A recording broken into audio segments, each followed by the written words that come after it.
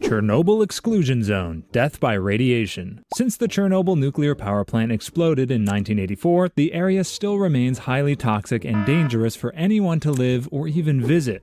Well, unless you fancy becoming a science experiment. The reason why it's so unsafe is because of the high levels of radiation in the area. So if you step too close to the exclusion zone, the radiation would essentially attack your body like a bunch of microscopic ninjas. And before you know it, your DNA is playing a twisted game of Jenga, except every time a piece falls, you get a tumor in it. That's right, just stepping foot into the Chernobyl exclusion zone would literally give you cancer. You probably wouldn't die from the cancer because, of course, there's chemo, but you won't survive the radiation poisoning. You see, radiation poisoning is a lot like getting invisible glitter on you. It spreads, sticks, and doesn't come off no matter how hard you scrub. But instead of looking sparkly, your cells are silently freaking out. It would cause your immune system to essentially go on a permanent vacation, leaving your body open to deadly diseases, and your organs would basically start melting down like a bad microwave meal. The Amazon Rainforest. Death by poisonous creatures. The Amazon Rainforest is like nature's version of an extreme escape room, except the room is alive and literally everything wants you dead. So let's say you're feeling adventurous and decide to visit the Amazon Rainforest. You've packed your bug spray, hiking boots, and maybe even a cool hat to channel your inner Indiana Jones, probably thinking you'd be safe with all the gear you packed. Well, you might be safe, but if in the unfortunate event you come across a poisonous dart frog, which looks like it was designed by a 5-year-old with a box of neon markers, chances are you'd touch the frog because, honestly, it's really pretty. But this would be a fatal mistake on your end because this frog has an extremely toxic poison just chilling on its skin, so touching it would paralyze every single muscle in your body, including the ones in your heart. This means your heart would stop faster than your Wi-Fi on an airplane, and that's a one-way ticket to the great beyond. Then there's the fer de lance snake, which sounds like a fancy French pastry, but is actually a slithering nightmare. The snake packs a lethal venom that can melt your tissue from the inside out. Hopefully you won't encounter the bullet ant, which can't kill you, but a single sting would feel like you literally got shot with a pistol. Just when you thought the creatures were bad enough, the plants are out to get you too, like the giant hogweed, which would bathe you with severe burns and give you a parting gift of permanent blindness just by brushing up against it. Snake Island, Brazil. Death by venom. To paint you a picture of Snake Island, imagine a jam-packed beach on a summer holiday, except instead of sunbathers and kids building sandcastles, it's thousands of venomous snakes chilling on the sand, in the trees, and even on the rocks. It's like nature decided to throw a party and only snakes made the guest list, because they are the only residents on the island. So if you decide to visit here, you practically can't walk up to 5 steps without stepping on one. It's like the world's deadliest game of the floor is lava, except the lava is the notorious golden lancehead vipers, with venom that's 5 times stronger than king cobras. A single bite from this viper would literally melt the flesh off your bones, and if you don't get treatment in the next few hours, you'd check out of this life permanently. However, if you're lucky enough to get a shot of anti-venom, you might be saying goodbye to a limb,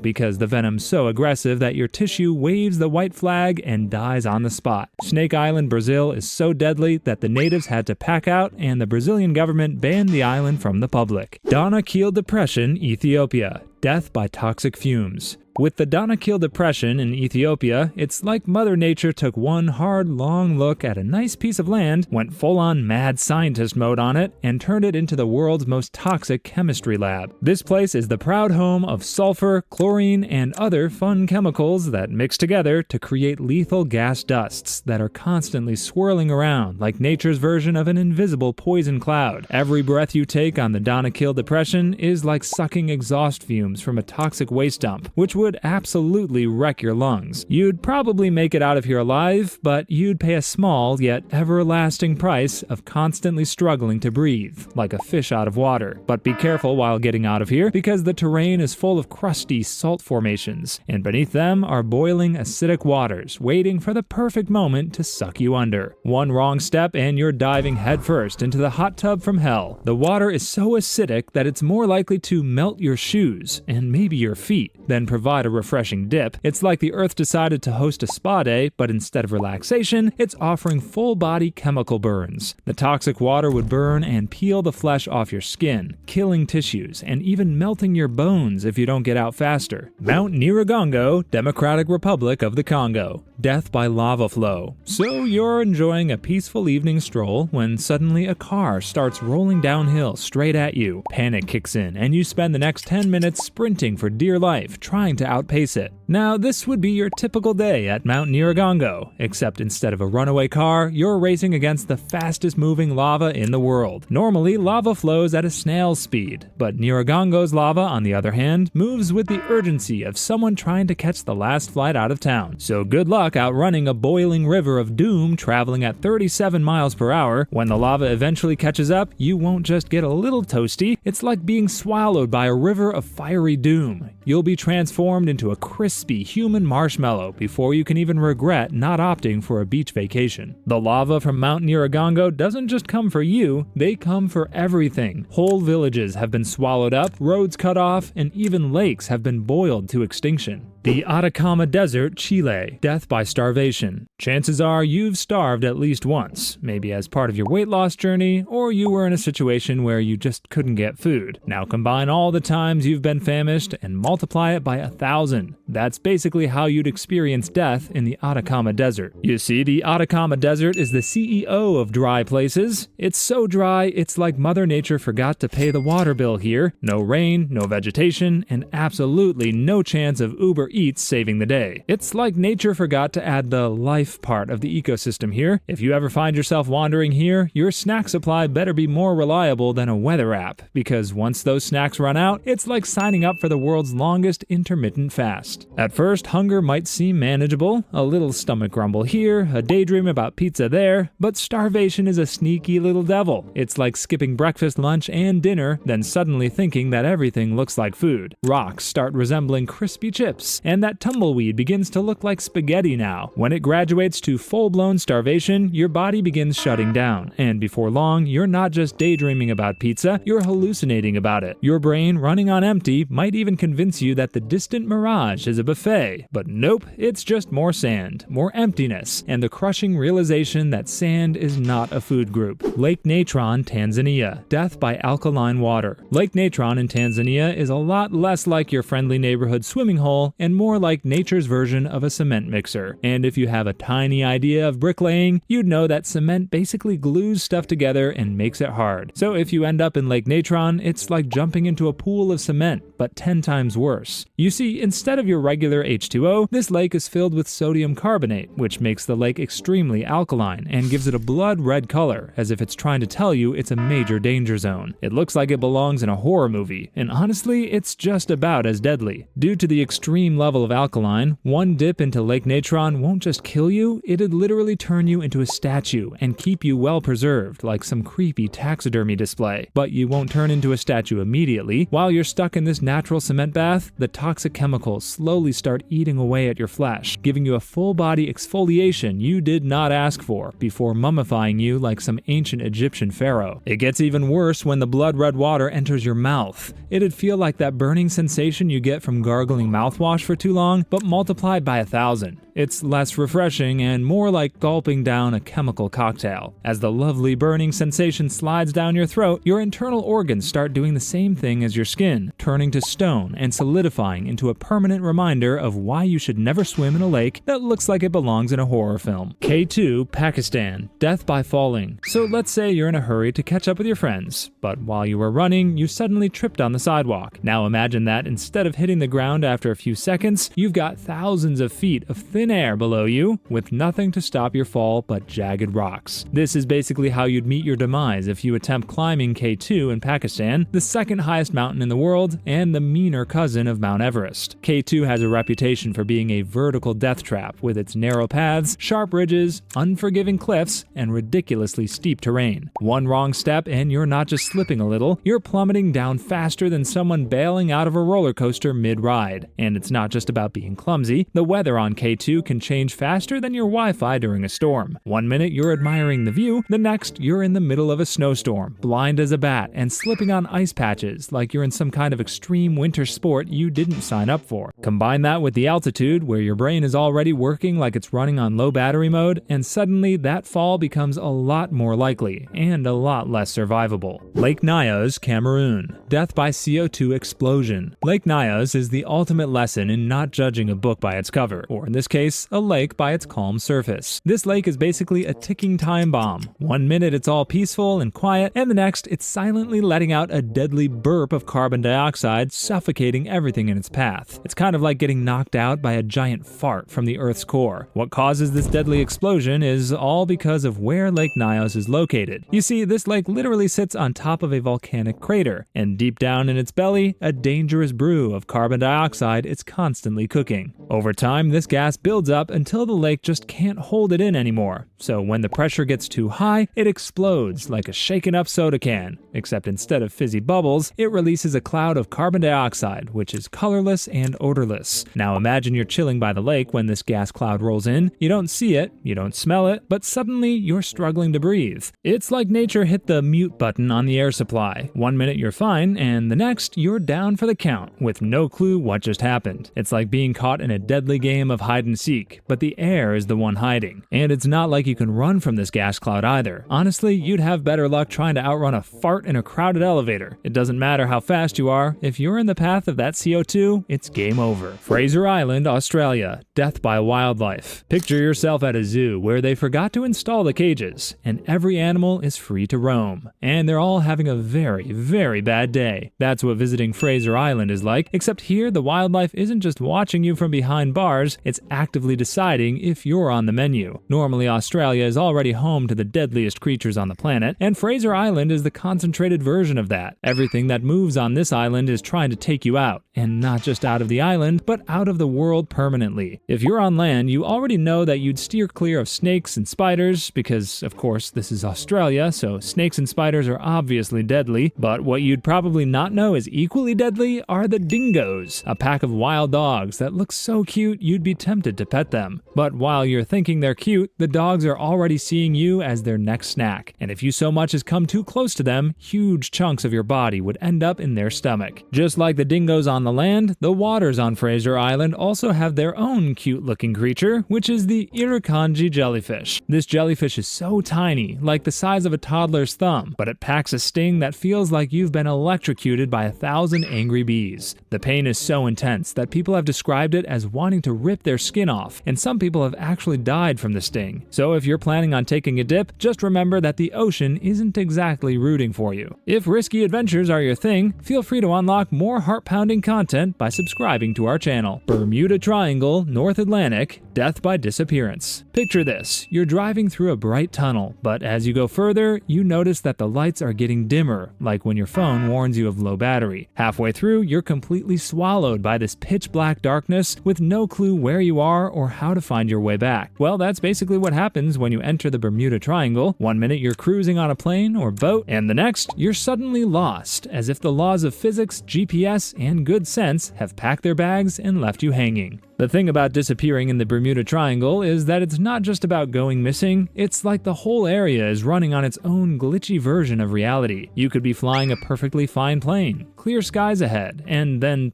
poof, you're gone like someone hit the delete button on your entire existence. No mayday call, no wreckage, nothing. It's like Mother Nature's ultimate game of hide and seek, except she always wins and you never get found. And it's not just planes, ships go missing here too. Imagine setting sail for a tropical getaway, the sun shining, a cold drink in hand, and suddenly the horizon swallows your ship like it's pulling the ultimate prank. If you're lucky, you'll disappear so fast that no one will even know you were there. And if not, well, the ocean is armed with plenty of ways to end your trip early, with storms, giant waves, or maybe some alien abduction if you believe in that. The Bermuda Triangle is the world's most mysterious vacation spot, where your travel plans might include a one-way ticket to oblivion. This region doesn't care if you're on a plane or a boat. It specializes in making things vanish without a trace, kind of like a black hole, but with waves.